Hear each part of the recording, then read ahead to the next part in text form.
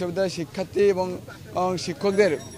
আলোচনার ফলে তারা এই মেশিনটি বাদ দিয়ে ম্যানুয়ালি গণনা করার সিদ্ধান্ত নেয়, যাকে আমরা সাধুবাদ জানিয়ে আজকে ভোট আনুষ্ঠানিকতা শুরু হয়। কিন্তু ভোটের আনুষ্ঠানিকতা শুরু হওয়ার কিছুক্ষণ পরেই আমরা দেখেছি বঙ্গমাতা শেখ ফজিলাতুন্নেসা মুজিব হলে একদম জাল ভোটের একটা পরিস্থিতি সৃষ্টি হয় এবং জাল ভোট দেওয়াকে আমরা সুনির্দিষ্টভাবে প্রমাণ পাই। একই সাথে যখন আমরা ছেলেদের হলে তাজউদ্দিন আহমেদ হল এবং 21 নং হলে যাই, সেখানে পরিকল্পিতভাবে মব সৃষ্টি করা হয় এবং এই মব সৃষ্টিকারীর পিছনে একমাত্র ছাত্র শিবিরের যে ছেলেরা ছিল তারাই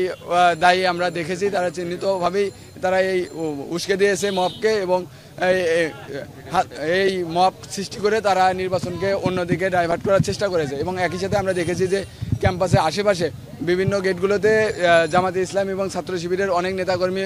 অবস্থান নিয়েছে, যার জন্য সাধারণ শিক্ষার্থীরা শঙ্কিত ছিল এবং ঠিকমতো ভোট দিতে অংশগ্রহণ করতে পারেনি। এ ধরনের হাজারো অসঙ্গতিকে জানিয়ে বিশ্ববিদ্যালয় প্রশাসন যে একটি ব্যর্থ নির্বাচন এবং একটি পক্ষকে নির্বাচনে জয়ী করার আয়োজন করেছে সেটি আমরা বলেছি, লিখিত অভিযোগ দিয়েছি এবং আমরা মনে করছি যে এই প্রহসনের যে নির্বাচন বিশ্ববিদ্যালয় প্রশাসন দীর্ঘদিন পরে যে নির্বাচন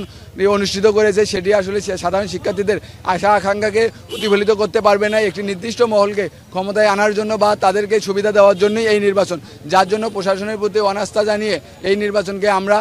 বর্জন করেছি। এবং আমরা একই সাথে আরও বলতে চাই যে প্রশাসন যদি সাধারণ শিক্ষার্থীদের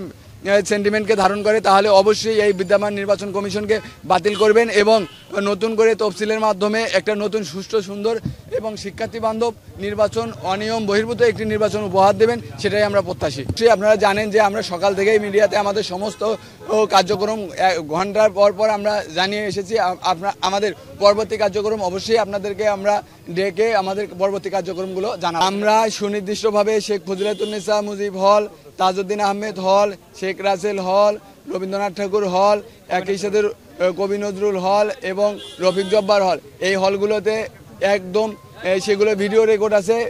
তারা যে পরিমাণ অসঙ্গতি ছিল সেটা মেনে নেওয়ার মতো নয়। আমরা মনে করছি যে এইগুলোতেই আমরা যখন ছিলাম নেতাকর্মীরা, এর অন্তরালে বাকি হলগুলোতেও এর চেয়ে বেশি ভয়াবহ